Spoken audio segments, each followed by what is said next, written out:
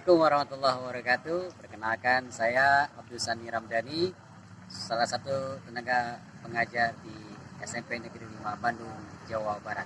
Pada video kali ini saya ingin berbagi sharing dengan Bapak Ibu sekalian terkait dengan AKM, Asesmen Kompetensi Minimum.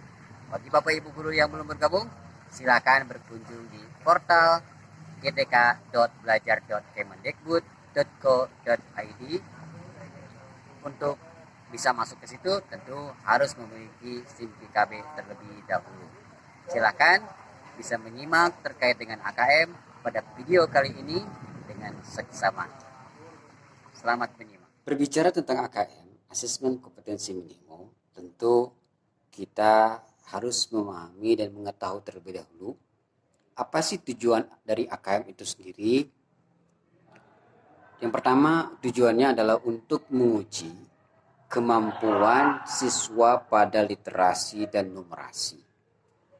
Literasi membaca siswa akan diukur dalam memahami, menggunakan, mengevaluasi, merefleksi beragam teks yang ada. Selanjutnya, AKM kapan dilaksanakan? Pada kelas berapa AKM itu dilaksanakan? AKM akan dilaksanakan pada kelas 8 pada jenjang menengah pertama dan pada kelas 11 pada jenjang menengah atas. Apa sih bedanya UN dengan AKM? Tentu sangat berbeda. Apabila UN itu standarnya kognitif pada kelulusan nilai semua siswa. Sedangkan AKM itu mengacu pada sensus sekolah dengan sampel murid. Jadi pada pelaksanaan AKM nanti tidak semua siswa dilibatkan untuk mengisi soal AKM. Tidak semua siswa, sekali lagi saya tekankan, tidak semua siswa untuk diberikan kesempatan mengikuti atau menyelesaikan soal AKM. Namun itu siswa diambil secara sampel tanpa kita ketahui, itu semua sudah diatur dari Kementerian Pendidikan. Selanjutnya, soal AKM itu berapa banyak? Nah, soal AKM itu semuanya ada 30 butir dan dikerjakan secara online. Ya, 30 soal itu terdiri dari soal literasi dan yang kedua soal numerasi. Terkait dengan kompetensi ataupun komponen literasi membaca, nantinya akan menemukan 3 bagian. Yang pertama ada konten, di mana pada konten literasi ini akan disuguhkan tentang fakta, tentang data yang ada yang dibaca. Sedangkan yang kedua nanti ada proses kognitif, di mana siswa mencari, menemukan berbagai informasi. Dan yang ketiga nanti ada konteks. Nah, konteks ini di mana siswa akan memahami teks yang dibaca, baik secara personal, baik dalam kehidupan sosial berbudaya, baik merupakan saintifik. Nah, itu bagian dari 3 komponen literasi membaca. Begitupun numerasi. Tentu berbicara AKM, ada hasil. Apa sih hasilnya dari AKM? Gitu kan?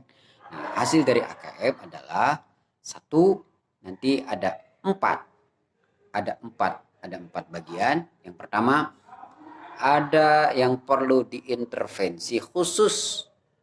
Ya, ini bagi siswa yang ternyata tidak mengetahui karakter sekolah, lingkungan sekolah dirinya, dan tidak bisa membawa teks dalam kehidupan kesehariannya. Yang kedua, dasar. Dan dalam hal ini siswa sudah mulai dia mengetahui tentang literasi dan numerasi. Namun perlu ditekankan kembali, perlu dievaluasi ulang. Yang ketiga, ada cakap. Dalam hal ini siswa sudah bisa membawa berbagai informasi teks dalam kehidupannya. Nah, yang ketiga, yang keempat, yang terakhir ini mahir. Mahir itu berarti dia sudah bisa membawa teks dan mengintegrasikannya dalam kehidupan sehari-hari. Tujuannya tentu mulia, tujuannya tentu baik. Mudah-mudahan AKM ini dapat melahirkan kader bangsa, dapat melahirkan siswa yang berkualitas dalam disiplin berbagai ilmu pengetahuan, termasuk numerasi di dalamnya.